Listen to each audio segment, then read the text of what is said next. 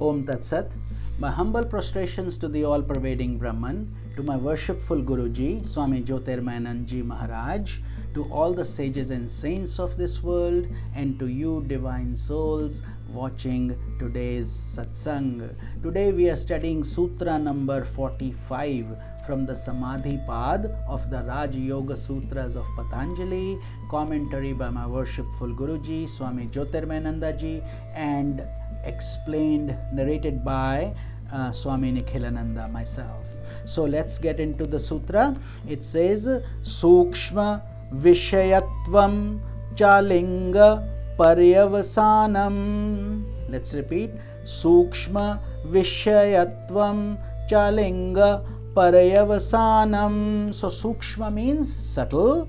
Vishayatvam, objectivity. Cha is and, alinga, non-manifest, and paryavasanam is the highest limit. So subtle objectivity extends up to the non-manifest prakriti, which means from the grossest to the subtlest. Remember in the previous sutra we talked about Samadhi gives you the ability to dissect an atom, and it also gives you the ability to dissect the greatest, which is Hiranyagarbha, the cosmos, the cosmic mind. A yogi communes with the gross objects in the first two states, which we talked about by now. Those of you who have been regularly watching these sessions, these sutras, you know we had covered the first two samadhis, which are Savitarka Samadhi, Nirvitarka Samadhi. These are all lower samadhis. He then rises to the gross plane, beyond the gross plane. So these two are in the gross. Then once he graduates from them, he goes to the next plane, and they are the subtler plane. So from the gross to the subtler to the subtlest. So in the subtler plane, it is savichara and nirvichara, where the thoughts are coming and then the thoughts are also going away, and then yet he goes into the another subtler plane, where he is experiencing the ahankara tattva or the ego. There he experiences the sananda samadhi, and then when he enters beyond that to the source of the ego, he is into the Sasmita Samadhi. So in total there are 6 samadhis, and all these 6 are lower samadhis. Imagine lower. You are experiencing unbounded bliss and it is still lower. So you can just imagine, if you sincerely walk on this journey, what you have to look forward to. So they prepare a person for a mystic leap beyond the causal plane of Prakriti. So physical, astral and causal. So these 3 samadhis are within that physical, astral and causal plane. But wait, what we say is there is another thing after the causal plane. So that is where we want to go through this book, through these sutras, that is full of profound wisdom about applying it to our daily lives. So this is not just a theoretical concept. These are things that serious yogis and saints have achieved, and they regularly are practicing these things. As a result of success in Sasmita Samadhi, which is the highest form of the lower Samadhi. See, Sasmita, that is the 6th state. A yogi develops intuitive vision. At that point, he gets Pragya, which is a subtle, special blessing from the divine universal energy we call God, and it can be any God of any religion, wherever you are. Those things are very lower level at this stage. We are talking about the holistic process of the divine principle that controls each of us, all our bodies. So reveals the self to be distinct from the chitta. So that's where you're able to see the separation of the chitta, which is mind, senses, intellect and ego. Remember, that's all part of the lower samadhis we discussed, and this is beyond that, the self, which is the consciousness itself. So this intuitive vision comes from your consistent effort and blessings from the higher energy, we call whatever name you want to give it, the divine energy, the all-pervading Brahman, or whatever. If you are religious, you can take the name of your Ishtadevta, or whatever energy that works for you.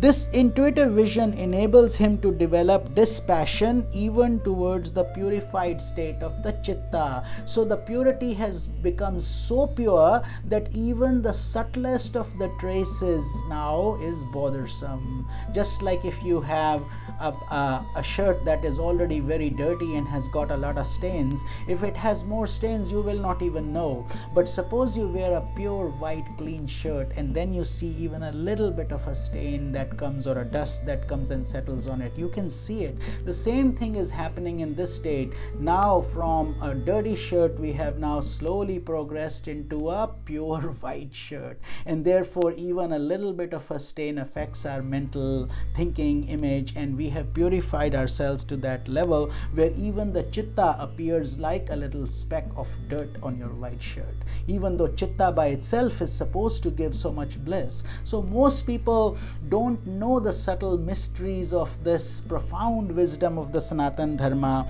This is why I'm taking the extra time and the effort to make these video satsangs, so you can share it with yourselves, with others, and watch them again. I'm also making a playlist for those of you who just want to focus on these videos, and please send me thoughts, suggestions, ideas, questions, but share the spiritual knowledge with anybody you can, because this is great. When we share this knowledge with others, we grow. First of all, we grow, and then people around us grow. So we create a very powerful environment for all of us to have satsanga.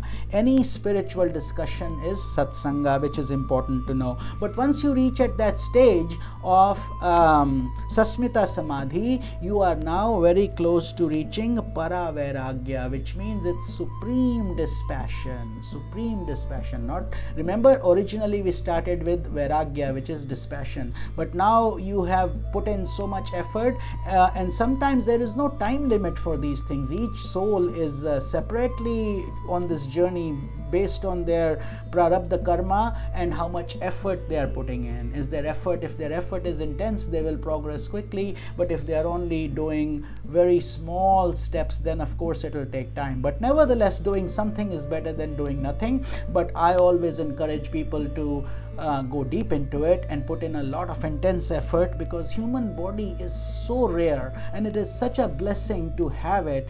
When we may depart from this earth, we don't know. So collect all this spiritual wealth with you, and if you are highly advanced, you can get liberated in this very life, and it is very much possible. That's why sages and saints guide us in this direction. But that's what it would do. It would give you supreme dispassion if you are following this. So as we said, we are studying the most evolved form first, the chapter first, called Samadhipad.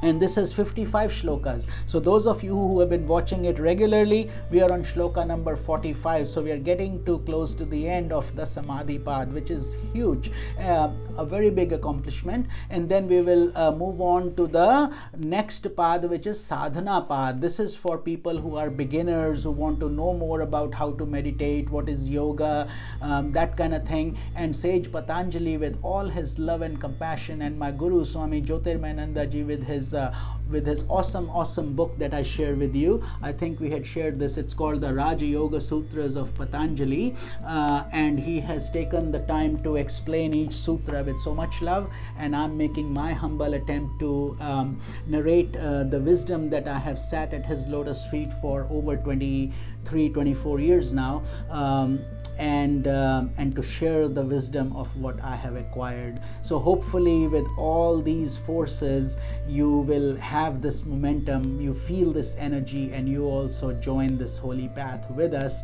and enjoy life while completely becoming more productive in your daily lives and more holistic and more spiritual in your practical and personal lives as well. We are all together in this. So divine blessings to you, and we will continue the next sutra tomorrow. This is Swami Nikhilananda. Om Tat Sat.